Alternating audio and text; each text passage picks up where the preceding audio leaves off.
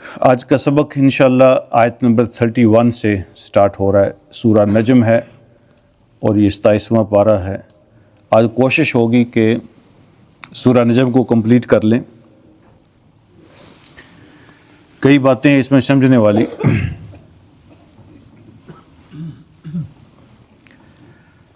اللہ رب العالمین ارشاد فرما رہے ہیں ان کے جو بیسک بیلیف ہے، ان کے جو عقائد ہیں، ان کا جواب دیا جا رہا ہے. وہ سمجھتے تھے کہ یہ جو ہمارے خدا ہیں، ہمارے جو دیویاں ہیں، جو لات منات عزا جن کی بات ہوئی پچھلے درس میں، یہ ہمیں چھڑا لیں گے اللہ سے. اللہ نے جواب دیا ہے وَلِلَّهِ مَا فِي السَّمَاوَاتِ وَمَا فِي الْأَرْضِ. آسمانوں میں، زمین میں، ہر چیز اللہ کے اختیار میں ہے. ہر چیز اللہ کی ملکیت ہے، ہر چیز اللہ کے کنٹرول میں ہے. اور یہ سارا اختیار، یہ سارا اقتدار، یہ ساری اتھارٹی اللہ رب العالمین نے اپنے ہاتھ میں کیوں رکھی ہوئی ہے؟ لِيَجْزِيَ الَّذِينَ أَسَاءُوا بِمَا عَمِلُوا. جو برا کریں گے ان کو بدلہ ملے گا جو انہوں نے برائی کی. تو یہ اللہ رب العالمین کا اختیار ہے، اللہ کی اتھارٹی ہے کہ جو گناہ کریں، برا کریں، بدماشی کریں، ان کو ان کا بدلہ ملے گا.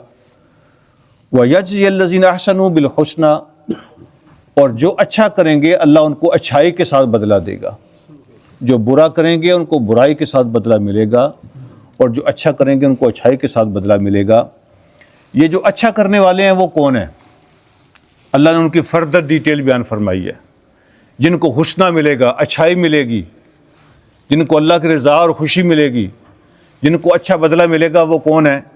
الذین یجتنبون کبائر الاثم والفواحش الا اللمم. یہ وہ لوگ ہیں جو بچتے ہیں کبیرہ گناہوں سے اور کھلی کھلی بے حیائی کے کاموں سے. جو بچتے ہیں، اوائڈ کرتے ہیں کبیرہ گناہوں سے اور کھلی کھلی بے حیائی کے کاموں سے. فواحش، فحش کی جمع ہے. الا اللمم، سوائے لمم کے. یعنی اگر لمم ہو جائے ان سے بھی تو وہ اللہ معاف کر دیتے ہیں. یہ لمم کیا ہے اور یہ کبیرہ گناہ کیا ہوتا ہے؟ کیسے پتہ چلے گا کہ جو غلطی مجھ سے ہوئی ہے یہ کبیرہ ہے یا صغیرہ ہے؟ تو اس کی ایک پہچان بھی ہے، علماء نے بیان فرمائی ہے قرآن و سنت کی روشنی میں. تو اچھائی ان کے نصیب میں ہوگی، اللہ ان کو اچھا بدلہ دیں گے جو کبیرہ گناہوں سے بچتے ہوں گے دنیا میں، اور کھلی کھلی بے حیائی سے بچتے ہوں گے. ہاں کبھی کبھی لمم ہو جائے تو اللہ اس کو معاف کریں گے. تو میں لمم کی وضاحت بھی کرتا ہوں اور کبیرہ گناہ کی بھی کرتا ہوں. ہر وہ گناہ اور نافرمانی کبیرہ گناہ ہوتی ہے جو قرآن یا حدیث کی کلیئر ایویڈنس اور نص سے ثابت ہو، جس پر اللہ نے یا اللہ کے نبی نے دنیا میں یا آخرت میں کوئی لعنت والی بات ارشاد فرمائی ہو، وہ گناہ کبیرہ ہوتا ہے. اللہ نے یا اللہ کے رسول نے دنیا میں یا آخرت میں اس پہ لعنت والی بات کی ہو کہ اس پہ لعنت ہے، وہ گناہ کبیرہ ہوتا ہے. جس پر اللہ نے یا اللہ کے رسول نے دنیا میں کوئی سزا سنائی ہو، وہ بھی کبیرہ ہوتا ہے. جس پر اللہ نے یا اللہ کے رسول نے آخرت میں کوئی سزا بیان کی ہو، وہ بھی کبیرہ ہوتا ہے. یہ گناہ کبیرہ ہوتے ہیں. ان کے علاوہ جو باقی ہوتے ہیں وہ صغیرہ ہوتے ہیں. لیکن اگر کوئی اس نیت سے صغیرہ گناہ کرتا چلا جائے کہ صغیرہ ہی ہے، کوئی مسئلہ نہیں ہے، تو اس سوچ سے وہ گناہ بھی کبیرہ ہو جاتا ہے. گناہ گناہ ہی ہوتا ہے. صغیرہ جو ہے نا وہ اللہ اپنی رحمت سے معاف کرتے ہیں.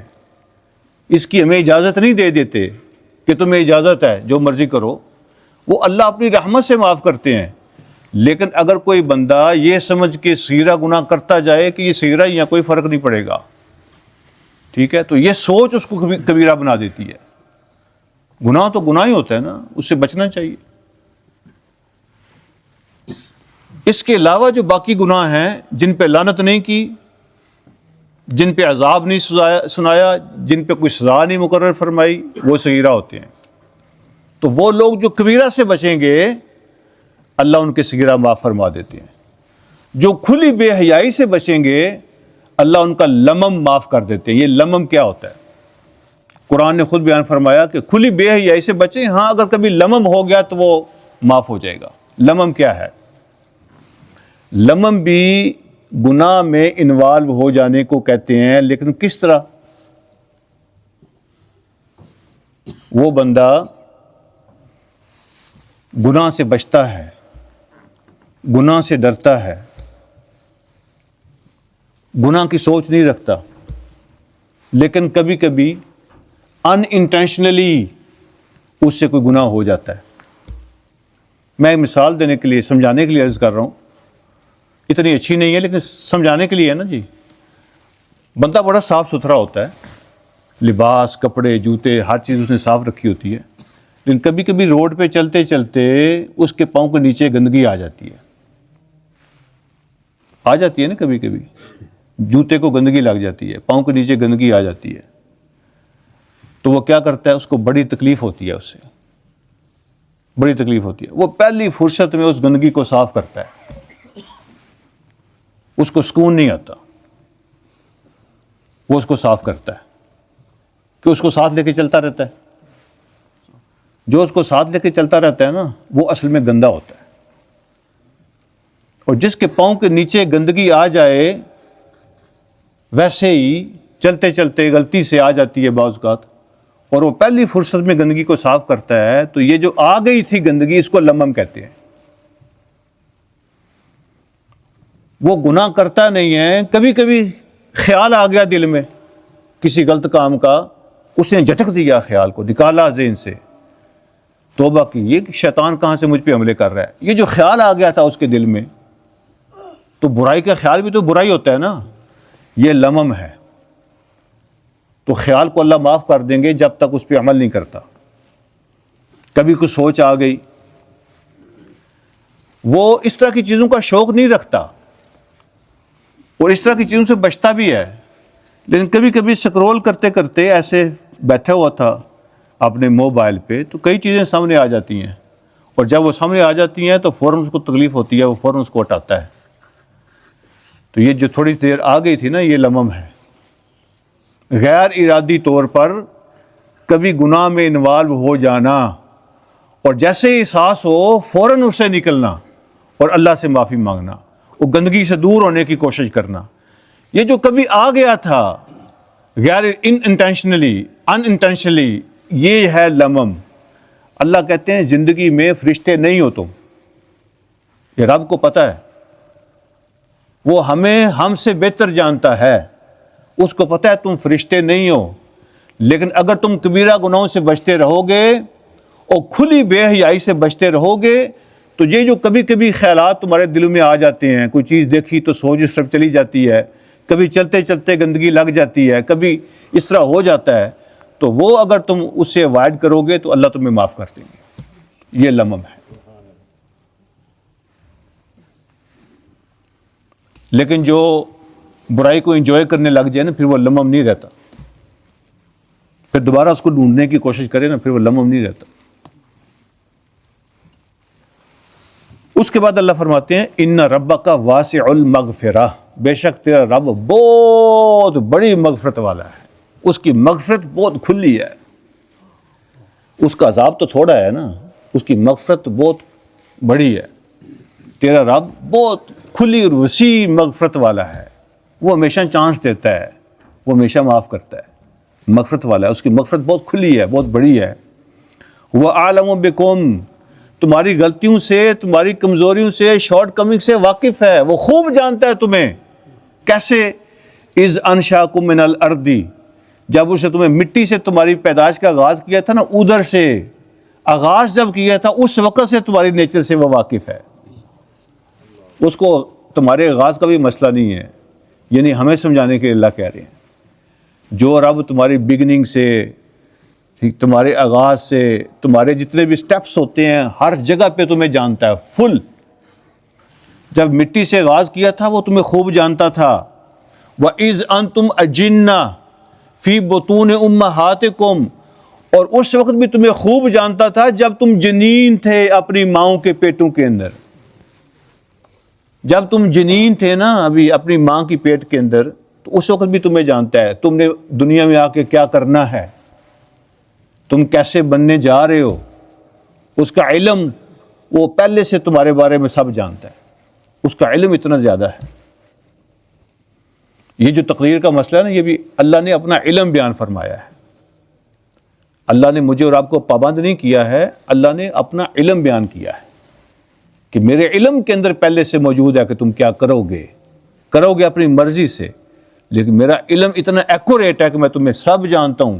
اور جب تم ماں کی پیٹ کے اندر جنین تھے نا, میں اس وقت سے تمہیں جانتا ہوں. اس کے بعد فرمایا فلا تزکوا انفسکم. یہ بڑی سوچنے والے الفاظ ہیں, یاد رکھیے گا. فلا تزکوا انفسکم, میں تمہیں سب جانتا ہوں ان سائڈ آؤٹ. جب تم دنیا میں نہیں آئے تھے, ابھی مٹی تھے, اس وقت بھی جانتا تھا. جب تم پانی کا قطرہ تھے, میں اس وقت بھی تمہیں جانتا تھا. جب تم ماں کے پیٹ میں تھے, اس وقت بھی تمہیں جانتا تھا. فلا تزکوا انفسکم, لہذا اپنی بڑائیاں مت بیان کرو. تزکو کا لفظ تزکیہ سے ہے. فلا تزکوا انفسکم, اپنے آپ کی پاکی مت بیان کرو کہ تم بڑی شے ہو, بڑی چیز ہو. اپنے نعرے مت لگاؤ, اپنی پاکیزگی کے ڈنکے مت بجاؤ.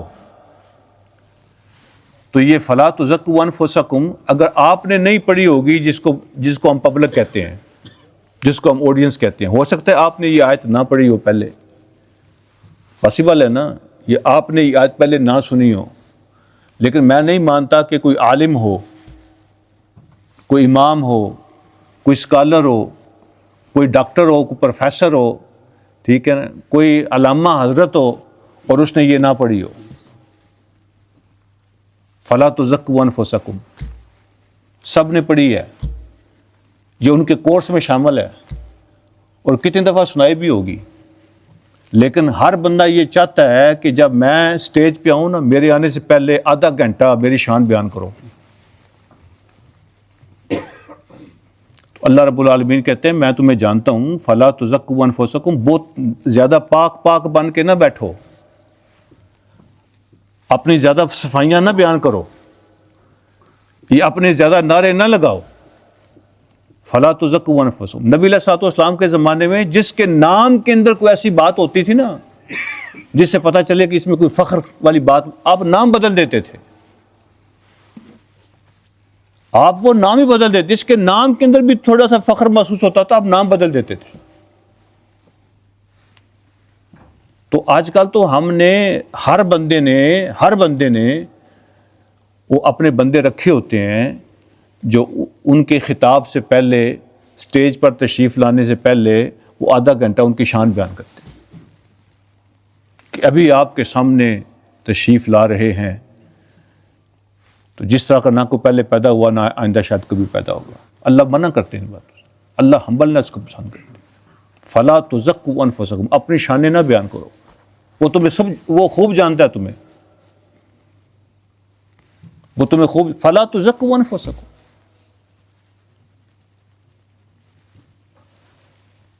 ایک خاتون تھی, اس کا نام تھا برہ.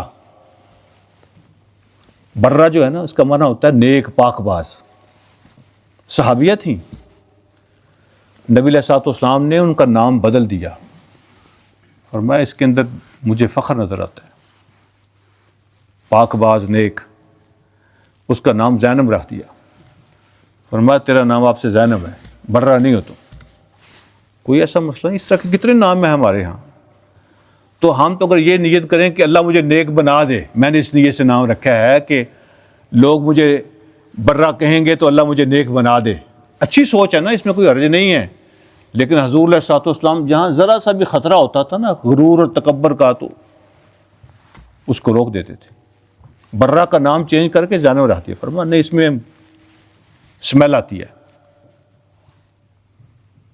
فلا تزکوا انفسکم, اپنی پاکیاں مت بیان کرو. هو اعلم بمن اتقى, وہ خوب جانتا ہے کہ تقوی کس کے اندر ہے اور کس کے اندر نہیں ہے. اسے تم چھپ نہیں سکتے ہو, اس کو پتہ ہے تم کتنے متقی ہو, کتنے پانی میں ہو. لہذا فلا تزکوا انفسکم, اپنی پاکیاں نہ بیان کیا کرو. هو اعلم بمن اتقى, وہ خوب جانتا ہے کہ تقوی کتنا ہے تمہارے اندر. جس کے پاس ویڈیو ثبوت موجود ہوں، سارا کچھ ہو نا، سارا پروف سارے موجود ہوں، تو آپ اس کے سامنے ذرا نظریں نیچی رکھتے ہیں کہ سارا کچھ ریکارڈ ہے اس کے پاس. اللہ یہی بتا رہے ہیں، میں تو تمہیں دنیا سے آنے سے پہلے جانتا ہوں. هو اعلم بمن اتقى، وہ خوب جانتا ہے کس کے اندر کتنا تقوی ہے، لہذا فلا تزکوا انفسکم، اپنے آپ کو زیادہ پاک باز بنا کے پیش مت کیا کرو. ہمبلنس اللہ کو پسند ہے، عاجز بنو. اور اگر کوئی کوالٹی اور خوبی ہے بھی تو اللہ کے سامنے اس کو قائم رکھنے کی توفیق مانگا کرو. بندے کا کیا پتہ ہوتا ہے کس وقت پھسل جاتا ہے، وہ تقوی درے کے درے رہ جاتے ہیں. ایک سیکنڈ لگتا ہے بندے کو پھسلنے میں. اگلی بات اللہ رب العالمین نے فرماتے ہیں افرأیت الذی تولی، کیا آپ نے کبھی اس بندے کے بارے میں غور کیا جو منہ پھیر گیا تھا؟ وَأَعْطَىٰ قَلِيلًا وَأَكْدَىٰ، اس نے تھوڑا دیا اور پھر روک دیا. مفسرین فرماتے ہیں کہ یہ اسپیسیفک ایک سٹوری ہے جس کا ذکر اللہ یہاں کر رہا ہے، جس کی طرف اشارہ فرمایا. ایک بڑا مشہور کردار تھا مکہ کا، بڑا سردار تھا، اس کا نام تھا ولید بن مغیرہ. ولید بن مغیرہ تو اس نے اسلام قبول کر لیا. تو اس کے دوستوں کو پتہ چلا تو اس کے دوست اکٹھے ہو گئے. ایک نے کہا کہ کیوں قبول کیا ہے، تمہیں شرم نہیں آئی باپ دادا کا دین چھوڑ دیا ہے، تمہیں غیرت نہیں آئی؟ تو جب دوستوں نے تنگ کیا تو اس نے کہا یا مجھے ڈر لگ گیا تھا، عذاب سے اللہ کا خوف پیدا ہو گیا تھا، تو میں نے سیف سائڈ یہی تھی کہ میں اسلام قبول کر لوں. تو ایک نے کہا کہ عذاب سے ڈرتے ہو، تم ایسا کرو، تم مجھے کچھ پیسے دو تو اگلے جان کا عذاب جانے اور میں جانوں، تیرا عذاب میں لے لوں گا. پیمنٹ مجھے کر دو، یہاں پہ اتنے پیسے دے دو تو تیرا عذاب میں لے لوں گا. اس نے کہا اچھا ایسا ہو سکتا ہے، کیوں نہیں ہو سکتا.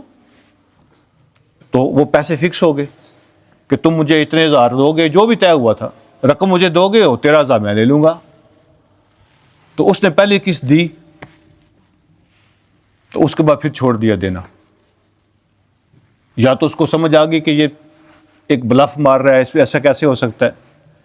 یا بعض اوقات بندہ جو ہے نا وہ گناہ کا احساس کم ہو جاتا ہے، کبھی ایسے آتا ہے نا دل میں پتہ نہیں کیا ہوگا، پھر وقت کے ساتھ ساتھ وہ دب جاتا ہے احساس. تو ایسا بھی ہو سکتا.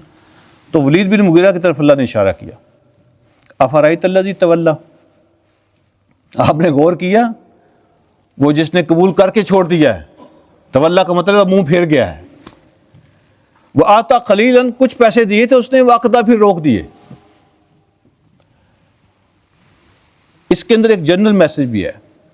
کبھی ہمارے اندر ابال آتی ہے نا تو ہم جناب وہ بڑا احساس پیدا ہو جاتا ہے، آنکھوں میں آنسو آ جاتے ہیں، پتہ نہیں کیا کیا شروع کر دیتے ہیں. 2-4 دن کرتے ہیں پھر ٹھنڈک ہو جاتی ہے ہر طرف، پھر وہ سارا وہ دوبارہ بیک ٹو نارمل پیچھے چلے جاتے ہیں. پھر کبھی خیال آتا ہے تو پھر کبھی شروع کر لیتے ہیں، پھر چھوڑ کے. آتا قلیلاً وأكدىٰ، تھوڑا سا کرتا ہے پھر واپس ہو جاتا ہے. تو اللہ رب العالمین نے اس کے بارے میں فرمایا جس نے کہا تھا نا کہ میں جانوں اور تیری آخرت جانے، پیسے دے دو. جب میں پڑھتا ہوں نا سچی بات ہے تو مجھے آج کل کا یہ سارا سسٹم یاد آتا ہے. الا ماشاء اللہ. یہ بڑے بھائی ہیں چودھری خادم صاحب بیٹھے ہوئے ہیں، میرے پیر بھائی ہیں. یہ چودھری خادم صاحب نا میرے پیر بھائی ہیں، میں ان کی موجودگی میں کہہ رہا ہوں. الا ماشاء اللہ. ابھی بھی اچھے لوگ تو ہیں نا، اچھے پیر بھی ہیں، اچھے علماء بھی ہیں، سارا کچھ موجود ہے، لیکن میں کہہ رہا ہوں الا ماشاء اللہ. ورنہ ہوتا کیا، کانسیپٹ کیا ہے اس کے پیچھے؟ اللہ سب پہ رحم فرمائے. کانسیپٹ یہی ہے. کچھ لوگ ہیں جو جاتے ہیں کہ ہم یہاں آتے ہیں کہ ہمارے دل میں نرمی پیدا ہو جائے، خدا خوفی پیدا ہو جائے، اور دنیا کی محبت کم ہو، آخرت کی محبت زیادہ ہو جائے. تصوف کا مطلب ہی یہی ہے کہ حب دنیا کم ہو جائے اور اللہ کی محبت زیادہ ہو جائے. لیکن آج کل کیا ہوتا ہے؟ الا ماشاء اللہ. میں پھر کہہ رہا ہوں آج کل کیا ہوتا ہے؟ سب سے زیادہ حب دنیا ان لوگوں کے اندر ہے جو کہتے ہیں ہم تمہیں بچا لیں گے. سب سے زیادہ حب دنیا کے اڈے ہیں وہ. اور سب سے زیادہ حب دنیا، اللہ مجھے بھی معاف فرمائے، سب سے زیادہ حب دنیا آج کل علماء کے اندر ہے۔ آپ ان کا لائف سٹائل دیکھ لیں، آپ ان کی چیزیں دیکھ لیں، ان کا آنا جانا دیکھیں، ان کا اٹھنا بیٹھنا دیکھیں، ان کا رہنا سہنا دیکھیں، ان کے معاملات کو دیکھیں، آپ کو پتہ چلے حب دنیا نظر آتی ہے۔ حالانکہ پرپز یہ ہے کہ حب دنیا ختم کی جائے، ان کے قریب بیٹھیں گے تو اللہ کی محبت پیدا ہوگی، دنیا کی کم ہوگی۔ لیکن اس وقت سب سے زیادہ حب دنیا وہاں نظر آتی ہے، الا ماشاء اللہ۔ تو تصور کیا بنتا جا رہا ہے آہستہ آہستہ؟ ہونا تو یہ چاہیے نا کہ میں کسی کو اپنا امام، اپنا پیر، اپنا مرشد، اپنا رہنما بنا رہا ہوں تاکہ میں ان سے سیکھوں گا اور میں اللہ کے قریب ہو جاؤں گا اور میرے اندر برائیاں کم ہو جائیں گی، اچھائیاں پیدا ہو جائیں گی۔ یہ ہے اصل پرپز۔ لیکن چلتے چلتے بن کیا گیا ہے؟ یہ جانے اور آخرت جانے، یہ آخرت میری سنبھال لیں گے، یہ تصور جب پیدا ہو جائے نا تو پھر یہاں سے خرابی پیدا ہو جاتی ہے، پھر یہ شرک ہو جاتا ہے۔ اس سے پہلے ٹھیک ہے، جب یہ کانسیپٹ پیدا ہو جائے نا کہ یہ جانے اور آخرت جانے، یہ سنبھال لیں گے، یا وہ کہہ دیں کہ ہم سنبھال لیں گے، یہی وہ بات ہے جو اللہ نے بیان فرمائی ہے۔ اس نے کہا تھا پیسے مجھے دے دو میں سنبھال لوں گا۔ اللہ فرماتے ہیں عندہ علم الغیب فہو یرا، اس کے پاس غیب کی خبریں ہیں، وہ دیکھ کے بتا رہا ہے تمہیں کہ میں کیا کر سکتا ہوں کیا نہیں۔ وہ آگے جان کے دیکھ لیتا ہے دیوار کے پیچھے کیا ہو رہا ہے، اس کے پاس کوئی غیب کی خبریں ہیں، اس کو پتہ ہے کیا ہونا ہے، کس کے ساتھ اور کیا نہیں ہونا ہے، وہ جانتا ہے سارا کچھ۔ ام لم ینبأ بما فی صحف موسیٰ و ابراہیم الذی وفا، کیا ان کو سمجھنے کے لیے بات کافی نہیں ہے جو ہم نے پہلی کتابوں میں بھی نازل فرمائی ہے، حضرت موسیٰ کے صحیفوں میں لکھی ہے، ابراہیم علیہ السلام کے صحیفوں میں لکھی ہے، وہ ابراہیم جس نے وفا کی حد کر دی، وہ ابراہیم الذی وفا جس نے وفاداری کی حد کر دی۔ اللہ رب العالمین نے ابراہیم علیہ السلام سے جو مطالبہ بھی کیا ہے انہوں نے اس کو 100% پورا کر دیا۔ تو اللہ نے خود فرمایا ابراہیم الذی وفا، وہ ابراہیم جو وفاداروں کا سردار ہے، جس نے ساری وفائیں پوری کر دی۔ ان کے صحیفوں میں بھی لکھا ہوا ہے۔ ابراہیم علیہ السلام کے صحیفے تو اب ختم ہو گئے ہیں، وہ ساری باتیں قرآن میں آ گئی ہیں۔ حضرت موسیٰ کے جو صحیفے ہیں تو تورات کی صورت میں، تو وہ اب بھی کہے جاتے ہیں کہ یہ، حالانکہ اس کے اندر بھی قرآن نے کہا ہے کہ وہ سب ان کی اپنی خواہشات شامل کر دی انہوں نے، اصل کتابیں ہیں وہ تو ختم کر دی انہوں نے۔ اللہ فرماتے ہیں ان میں بھی لکھا ہوا ہے اور اس کتاب میں بھی لکھا ہوا ہے، ہم ہر نبی کو یہ دے کے بھیجتے رہے ہیں۔ کیا بات؟ وہ جو کہتا ہے میں تیرے بوجھ اٹھا لوں گا، میں جانوں اور آخرت جانے، اللہ فرماتے ہیں اللہ تزر وازرۃ وزر اخری، کوئی کسی کا بوجھ نہیں اٹھا سکتا۔ یہ ہم اس قرآن میں نہیں، ہم تو ہر کتاب میں کہتے رہے ہیں اللہ تزر وازرۃ وزر اخری۔ یہ اتنا بڑا جملہ ہے، اتنا بڑا جملہ ہے کہ اگر یہ سمجھ آ جائے نا تو سارا مسئلہ ہی حل ہو جائے۔ کوئی بوجھ اٹھانے والا کسی کا بوجھ نہیں اٹھا سکتا، بات ختم۔ یہ قرآن ہے، یہ عقیدہ ہے، اللہ تزر وازرۃ وزر اخری، کوئی بوجھ اٹھانے والا کسی کا بوجھ نہیں اٹھا سکتا۔ اور اگلی بات فرمائی وَأَن لَيْسَ لِلْإِنسَانِ إِلَّا مَا سَعَىٰ، اور نہیں ہوگا کچھ بھی انسان کے لیے مگر وہ جس کی اس نے خود محنت کی ہوگی۔ انسان کو وہی ملے گا جو اس نے خود کمایا ہوگا، جو اس نے خود محنت کی ہوگی، کوئی کسی کا بوجھ نہیں اٹھائے گا۔ یہ جو ہے نا کوئی کسی کا بوجھ نہیں اٹھائے گا، اللہ نے قرآن میں جگہ جگہ بیان فرمایا، مختلف لفظوں کے ساتھ بیان کیا۔ کہیں پہ ارشاد فرمایا یا ایھا الناس اتقوا ربکم واخشوا یوم لا یجزی والد عن والدہ، نہ باپ کسی بیٹے کے کام آئے گا، ولا مولود هو جاز عن والدہ شیئا، نہ اولاد کسی والد کے کام آئے گی، کوئی کسی کا بوجھ نہیں اٹھائے گا، کوئی کسی بوجھ اٹھانے والا کوئی کسی کا بوجھ نہیں اٹھا سکتا، اور انسان کو وہی کچھ ملے گا جو اس نے محنت کی ہوگی، جو اس نے کمایا ہوگا۔ اچھا جی، یہاں پہ اب غور سے سن لیجئے گا، تو میں آپ کو ایک مسئلہ بتانے لگا ہوں، اس مسئلے کا نام ہے مسئلہ ایصال ثواب۔ یہ جو اللہ نے فرمایا کہ کوئی کسی کا بوجھ نہیں اٹھائے گا، جو کسی نے کیا ہوگا وہی بھگتے گا، تو یہ جو ایصال ثواب ہے یہ ہوتا ہے کہ نہیں ہوتا؟ جو ہم دعا کرتے ہیں تو کسی کے حق میں اس کا فائدہ ہوتا ہے کہ نہیں ہوتا؟ یہ جو سفارشیں ہوں گی تو اس کا پھر کیا مطلب ہے جب اللہ کہہ رہے ہیں کہ کوئی کسی کا بوجھ نہیں اٹھائے گا، وہاں کوئی کسی کے کام نہیں آئے گا، تو سفارشیں ہوں گی کہ نہیں ہوں گی؟ دعائیں ہوتی ہیں کہ نہیں ہوتی ہیں؟ یہ جو اصالہ ثواب ہے اس کا کیا مسئلہ ہے؟ تو میں اس کو مختصر کرتا ہوں، بڑی پھیلی ہوئی بحث ہے، میں شارٹ کرتا ہوں، 2-4 منٹ میں سمجھانے کی کوشش کرتا ہوں۔ جو اہل سنت ہے نا، ان کے نزدیک اصالہ ثواب درست ہے۔ اہل سنت میں بریلوی، دیوبندی، اہل حدیث سارے آتے ہیں، یہ سب اہل سنت ہے، سب کے نزدیک درست ہے۔ آگے تفصیلات میں تھوڑا تھوڑا فرق ہے، تفصیلات میں۔ جو حنفی ہے نا، حنفی اسکول آف تھاٹ جو ہے، وہ کہتے ہیں ہر نیک عمل جو آپ نے کیا تو آپ کو امید ہے کہ اس کا مجھے کوئی اجر ملا یا مجھے اس کی کوئی مزدوری ملی۔ اب آپ کو پتہ نہیں ملی کہ نہیں ملی، کسی کو گارنٹی ہے کہ میں نے یہ قرآن پڑھا ہے مجھے اس کا اجر اللہ نے دے دیا کہ نہیں دیا؟ میرے قبضے میں آ گیا؟ مجھے تو نہیں پتا نا میرے قبضے میں آ گیا کہ نہیں آیا، کتنا ملا مجھے نہیں پتا، لیکن امید ہے کہ جو میں نے نیک کام کیا، کوئی بھی نیک کام، تو اس کا اگر کوئی مجھے اجر ملا تو اللہ وہ میں اجر اپنے والد صاحب کو دینا چاہتا ہوں، آپ اس کو پہنچا دیں۔ وہ کہتے ہیں کوئی بھی نیک کام آپ نے کیا تو اس کا جو اجر اور ثواب آپ کو ملنا تھا یا آپ کو امید ہے اس کے ملنے کی، ثواب کی بات کرو، اٹ سیلف اس کام کی نہیں۔ یہ جو آپ نے نماز پڑھی تو آپ اپنے ابا جی کی نماز نہیں پڑھ سکتے، لیکن وہ جو نفل پڑھے اس کا جو ثواب آپ کو ملنا تھا تو آپ کو ملنے کی امید ہے۔ آپ یہ کہہ سکتے ہیں کہ اللہ وہ جو ثواب مجھے ملنا ہے تو وہ مہربانی فرما کے میری اماں جی کو دے دیں، میرے والد صاحب کو دے دیں۔ اگر اللہ نے دینا ہوا، کتنا دینا ہے یہ تو اس کو پتہ ہے، تو آپ نے وہ اپنی والد صاحب کو یا والدہ صاحب کو یا کسی کو دے دیا، جو آپ کے نصیب میں ہوا، ملا کتنا ملا وہ اللہ کو پتہ ہے، اللہ نے اس کو دے دیا۔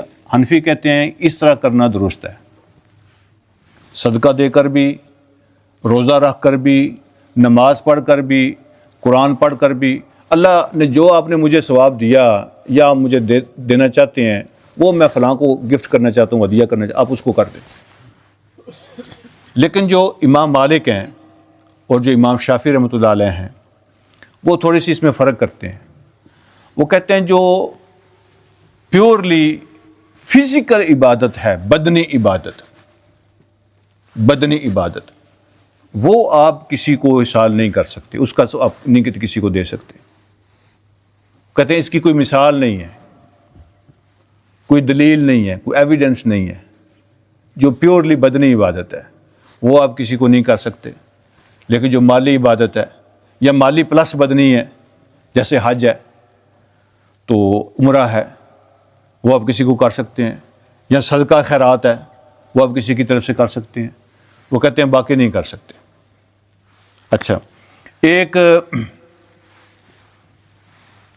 اوپینین یہ ہے کہ نبی علیہ الصلوۃ والسلام کے پاس ایک عورت آئی ہے تو اس نے کہا کہ جی اللہ کے نبی، میری والدہ کے ذمہ کچھ نمازیں تھیں تو وہ فوت ہو گئی ہیں، تو کہ میں وہ نمازیں ان کی طرف سے پڑھوں؟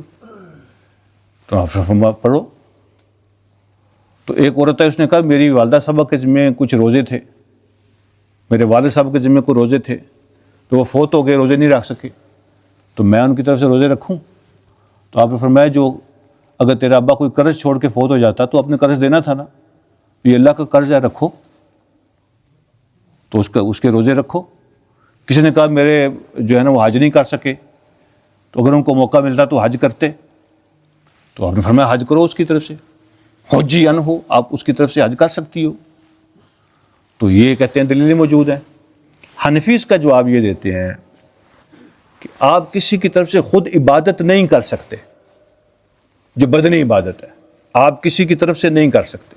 جیسے حدیث میں ہے نا حج کرو یا نماز پڑھو یا روزہ رکھو، تو روزہ بھی بدنی عبادت ہے نا، تو حدیث صحیح حدیثیں ہیں ساری موجود ہیں کہ آپ ان کی طرف سے روزہ رکھو۔ حنفی کہتے ہیں نہیں، آپ ان کی طرف سے بدنی عبادت نہیں کر سکتے، ثواب اپنی عبادت کا ان کو دے سکتے ہو۔ بدنی عبادت کسی کی طرف سے نہیں کر سکتے. تو کہتے ہیں پھر حدیثوں کا کیا مطلب ہے؟ وہ کہتے ہیں شروع میں ایسا تھا، چینجنگ ہوتی رہی ہے نا دین کے مختلف حکموں کے اندر. تو شروع میں ایسا تھا کہ اجازت تھی کہ آپ کسی کی طرف سے نماز بھی پڑھ لو، کسی کی طرف سے روزہ رکھ لو. تو پھر اینڈ پہ آہستہ آہستہ نبی علیہ الصلوۃ والسلام نے ان چیزوں سے روک دیا، منع کر دیا. اس کی دلیل کیا ہے؟ وہ کہتے ہیں وہ جو روزہ رکھنے والی حدیث ہے یا نماز پڑھنے والی حدیث ہے نا، وہ جس صحابی نے بیان کی ہے انہوں نے خود اس کے خلاف فتویٰ دے دیا ہے. تو یہ حدیث کا اصول ہے کہ جب کوئی صحابی حدیث بیان کرے اور بعد میں اس کا فتویٰ اس کے خلاف آ جائے تو اس کا مطلب ہے وہ کام اب ختم ہو گیا. مثلا حضرت عبداللہ ابن عباس نے حدیث بیان کی ہے اور خود حضرت عبداللہ ابن عباس نے کہہ دیا ہے کہ کوئی کسی کی طرف سے نماز نہیں پڑھ سکتا. وَلَا يُصَلِّ أَحَدٌ عَنْ أَحَدٍ، کوئی کسی کی طرف سے نماز نہیں پڑھ سکتا. حضرت عائشہ نے حدیث بیان کیا، حضرت عائشہ کا خود فتویٰ آ گیا کہ کوئی کسی کی طرف سے روزہ نہیں رکھ سکتا. تو جب حدیث بیان کرنے والے صحابی کا فتویٰ اس کے خلاف آ جائے تو اس کا مطلب پہلے اس کی اجازت تھی، اب وہ ختم ہو گیا، چینج ہو گیا. تو حنفی مسلک یہ ہے کہ آپ کسی کی طرف سے بدنی عبادت نہیں کر سکتے. ایک بندہ جو اس نے کبھی نماز نہیں پڑھی تو کہتا ہے اپنے بیٹے کو تم میری طرف سے نمازیں پڑھ دیا کرو. ایسے تو نہیں نمازیں ہوتی. فرض میرے اوپر ہو اور میں اپنے بیٹے کو لگا دوں، تم فارغ ہوتے ہو تو میں ذرا سو لوں، تم جب زور اثر میرے اسے کی پڑھاؤ. تو ایسے نہیں ہوتا. تو میں نے ذرا کوئی سوٹا شوٹا لگانا ہوتا ہے، روزے لمبے آ گئے ہیں، تم میرے اسے کے روزے رکھ لیا کرو. تو ایسے نہیں روزے ہوتے. آپ کسی کی بدنی عبادت نہیں کر سکتے لیکن مالی کر سکتے ہیں. کسی کی طرف سے زکوٰۃ دے سکتے ہیں، کسی کی طرف سے حج کر سکتے ہیں، کیونکہ حج بھی مالی ہے، مالی پلس بدنی ہے. حج کر سکتے ہیں، وہ بھی تب کر سکتے ہیں جب کسی مرنے والے کی خواہش تھی، اس کی خواہش تھی، اس کا ارادہ تھا، نہیں کر سکا، اب آپ اس کی طرف سے کر دیں. اگر کسی کی کوئی خواہش نہیں تھی، کوئی ارادہ نہیں تھا، وہ اس کو فضول کام سمجھتا تھا، نعوذ باللہ، آپ اس کی طرف سے 10 حج بھی کر لیں گے، اللہ ایک بھی قبول نہیں کرے گا، اس لیے کہ اس کی اپنی خواہش نہیں تھی، اس کا ارادہ ہی نہیں تھا. تو جس کی خواہش ارادہ ہی نہیں ہے، آپ اس کی طرف سے کرتے ہوئے رہیں گے تو اللہ قبول نہیں کرتا اس طرح. ہاں وہ آدمی جس کی جینوئن ریزن ہو، اس کی بڑی خواہش ہو لیکن وہ نہیں کر سکا، فوت ہو گیا، آپ اس کی طرف سے کر دیں. ان کی بڑی خواہش تھی لیکن کسی وجہ سے مس ہوگی، کچھ زکاتیں آپ ان کی طرف سے دے دیں، اللہ قبول کر لیں گے، ان کے حصے سے معاف کر دیں گے. یہ ہے کسی کی جگہ پہ عبادت کرنا. تو آپ اس کی جگہ پہ مالی عبادت کر سکتے ہیں اور مالی پلس بدنی کر سکتے ہیں، پیور بدنی نہیں کر سکتے. پیور بدنی آپ کسی کی جگہ پہ عبادت نہیں کر سکتے نائب بن کر، آپ اس کا نائب بن کے نہیں کر سکتے. لیکن اصال ثواب اور بات ہے، وہ یہ ہے کہ عبادت آپ نے کی ہے لیکن آپ کہتے ہیں اللہ آپ نے مجھے جو ثواب دینا ہے میں اماں جی کو گفٹ کرتا ہوں، آپ اس کو دے دیں. تو ایسے ہو سکتا ہے، سب اہل سنت کے نزدیک جائز ہے، وہ کوئی بھی آپ نیکی کا کام کریں. اور ایک بات یہ یاد رکھیں کہ اصال ثواب ہو سکتا ہے، اصال عذاب نہیں ہو سکتا. ٹھیک ہے، آپ یہ تو کہہ سکتے ہیں میں نے نیکی کا کام کیا، میرے ابا جی کو دے دینا. آپ یہ نہیں کہہ سکتے کہ میں نے چوری کی ہے تو اس کی سزا میرے ابا کو دینا ہے یا اس کی سزا جو فلاں کو دینا. تو گناہ آپ کریں، عذاب کسی اور کو ہو، اس طرح نہیں ہوتا. اصال ثواب درست ہے اور وہ بھی اللہ کی مرضی ہے. ہاں دیکھیں، ایک آدمی جیل میں ہے اور اس کے بڑے کیس بنے ہوئے اس کے اوپر، آپ اس کو کپڑے بیچتے ہیں، کھانے بیچتے ہیں، فوڈ بیچتے ہیں. اب جیل والے ان کی مرضی ہے نا، وہ آگے اس کو پہنچاتے ہیں کہ نہیں پہنچاتے، اس کو دینے ہیں کہ نہیں دینے، یہ سہولتیں اس کو ملنی چاہیے کہ نہیں ملنی چاہیے، کتنا بڑا کرمینل ہے، اس کو دینی ہے کہ نہیں دینی ہے، ان کی مرضی ہوتی ہے. بعض کا روک دیتے ہیں، ملاقات بھی نہیں کرنے دیتے، بات بھی نہیں کرنے دیتے. ایسے ہی ہوگا اگر ایک آپ مجرم آدمی ہیں، آپ ان کو اصال ثواب کرتے رہیں. اگر اللہ مناسب سمجھیں گے تو کوئی چیز جانے دیں گے، نہیں سمجھیں گے تو نہیں جائے گی. اللہ کو کوئی مجبوری نہیں ہوگی کہ آپ نے بھیج دیا تو آپ جانی ہے. آپ کو ثواب ہو جائے گا اس کا، لیکن آگے پہنچنی کہ نہیں پہنچنی یہ ڈیپینڈ کرتا ہے کہ بندہ کیسا ہے، اور اللہ اس کے بارے میں اجازت دیتے ہیں کہ نہیں دیتے۔ اگر اس کے اپنے پلے میں کچھ نہیں تھا، ساری زندگی باغی بن کے گزار دی اس نے، بدکاریوں میں، گناہوں میں، سرکشی میں گزار دی، اب وہ کرمنل آدمی ہے، جیل میں وہاں پہ آپ قرآن پڑھ پڑھ کے بھیجتے رہیں تو اللہ اس کو نہیں پہنچانے دیتے، اس کی مرضی ہے۔ یہ کیس ٹو کیس جو ہے نا وہ ڈیپینڈ کرتا ہے کہ وہ بندہ کیسا ہے، جس کو اللہ چاہیں گے پہنچائیں گے، نہیں چاہیں گے نہیں پہنچائیں گے۔ تو یہ اصال ثواب کا مسئلہ ہے۔ تو خواہش تو یہی تھی کہ یہ پوری ہو جاتی، تو انشاءاللہ اگلے ہفتے مین مسئلے تو اس کے آگے ہیں، اگلے ہفتے جو آیتیں رہ گئی ہیں ان کا ترجمہ کر کے پھر سورۃ القمر سٹارٹ کر لیں گے انشاءاللہ۔ جزاکم اللہ خیر، بارک اللہ فیکم۔ کسی کا کوئی سوال ہو